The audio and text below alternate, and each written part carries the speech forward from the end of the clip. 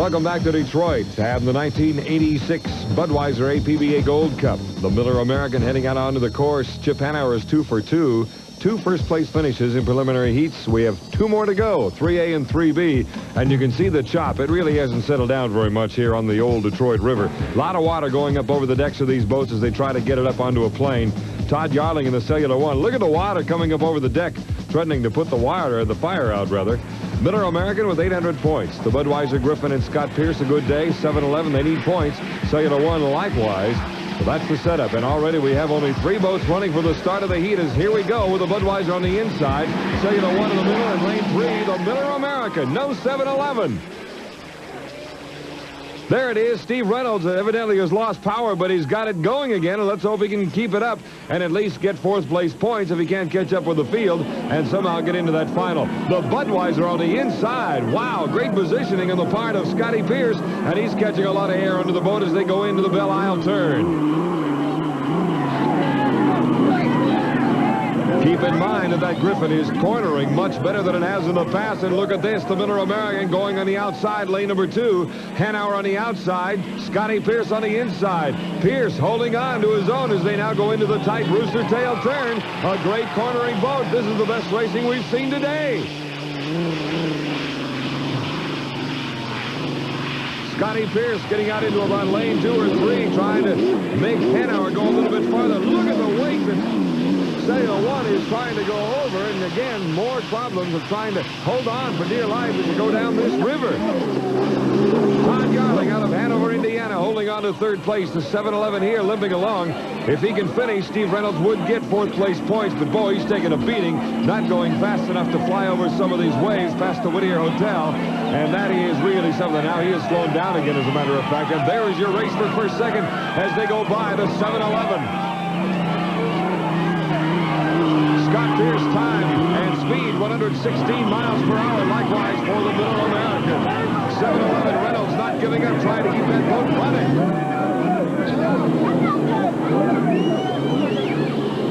Again, back to 1 and 2 on the inside. 2 beer boats. We got the Budweiser Griffin, and on the outside, the Miller American with Chip Hanauer trying to pick up his 5th straight Gold Cup. He's got to get points, of course, for the national points race. He has plenty to get into the final, and right now he is getting all he wants from Scotty Pierce and the Budweiser Griffin. Right there is about the smoothest part of the course, and then it gets choppy again as they head into the Rooster Tail turn, the 2nd turn on this course. But again, the Budweiser turning extremely well and staying right with the turbine. Great job of driving by Scotty Pierce, keeping Chip Hanauer on his outside hip, down the lane straight away. Speed for the boats, 112 miles per hour. Still awfully choppy, but they've got a great race going on between the 2 of them. 2 Seattle boys. Hanauer on the left, Pierce on the right. Fran Munsell, the owner now of the Miller American on the outside. Bernie Little owning the Budweiser Griffin on the inside as they go into the Belle Isle turn. Looks like the Miller now trying to stay outside in clear water and trying to overtake the Bud Griffin. 7-11 still struggling along and could get 169 points if Reynolds could finish. First place, the Miller American.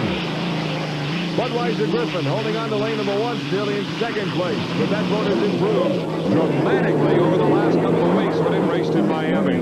Todd Yarling, been a tough day for Jim Sedam and his crew, but they could get some points here. The Miller American gliding along now in 1st place again around that wide turn near the Belle Isle Bridge, and an area where they are renovating much of the Detroit water line, and it is going to be beautiful here in another couple of years. The Budweiser Griffin in 2nd place. Scotty Pierce seems to have settled down and will take the 300 points here as they go along. The 7-11 still trying to get along and get around this course to get 169 points. Checkered flag waiting for Chip Hanauer. 3 straight heat victories, and now he will wait for the final heat and a chance to pick up his 5th straight Gold Cup. 400 points. Chip Hanauer out of Seattle in the Miller American. 300 points to the Budweiser Griffin and Scotty Pierce out of Seattle. So for the Miller American, a perfect day thus far. They have the big one, the run for the gold, coming up. The Budweiser Griffin in good shape as well. Both will make the final, and likewise for the 7-11. In the meantime, down to the pits with Jim Hendrick and Chip Hanauer. Right now looks a perfect day for one Chip Hanauer, and the water has improved. It's still rough, though. About the back chute, you're bouncing a lot? It's rough everywhere. You know, it's Detroit, and You get beat up. Well, it has to be a big difference from the first race when you got no points and now having 3 straight victories. Yeah, but the final's what counts, so we'll see. Okay, now, business is done. You've got your 3 heats in, and now it's the final. I think you're in good shape.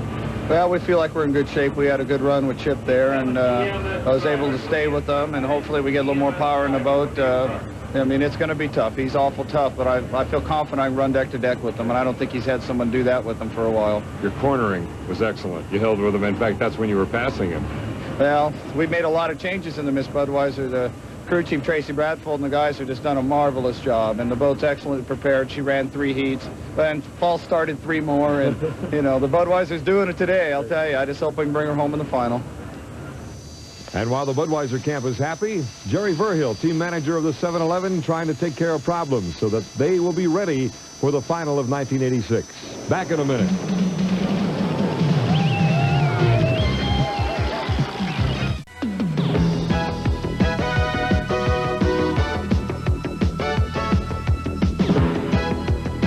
This is the High Performance Corner, a closer look at the fastest race boats in the world.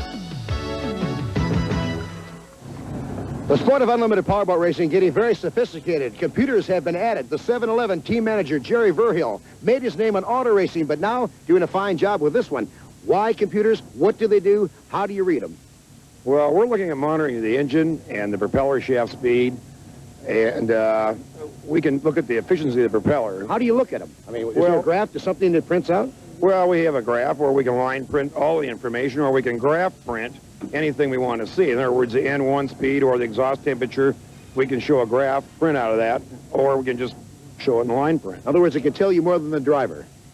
Well, Steve does an awful lot of monitoring himself, but this makes it to where when he's actually racing, he doesn't have to pay attention to the gauges, where he can pay attention to what he should be doing.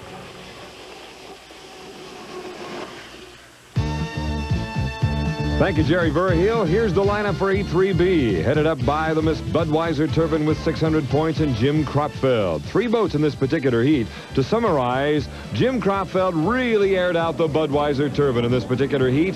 In the first lap, he ran 127.9 miles per hour, almost 128, and you could sense that Kropfeld is getting closer to that final, pushing this boat as hard as he could to see how he would behave on this rough Detroit River, with the final coming up, and of course the showdown with Chip Hanauer and the Miller American. The Budweiser Turbine went on to get 400 more points, 1,000 for the day. Going into the final heat, the Budweiser Turbine with a victory. The Holset Miss Madison's second place, Savoy Alberto, did not finish. That's the best the boats look today, by far. You look great in the turn that we could see out here. It was pretty good. We made some changes and raised the wing a little bit and put a small wheel on it. Kind of like I like to zing it a little bit, and that's what we were doing. I was just going to say, it looks like you really got on it, especially the first lap, to see what it would be like for the final. That's what I was trying to do. You know, I haven't really run any good hot laps out here in competition, so there's only one way to find out. Happy, Bernie? It looked pretty good. You better believe it. All right, I want an unbiased opinion. Stan, what do you think of that Bud Turbine? Oh, it looks great. We're going to go race them now. That's what I say. It's time for the final of the 1986 Budweiser Gold Cup. It's next.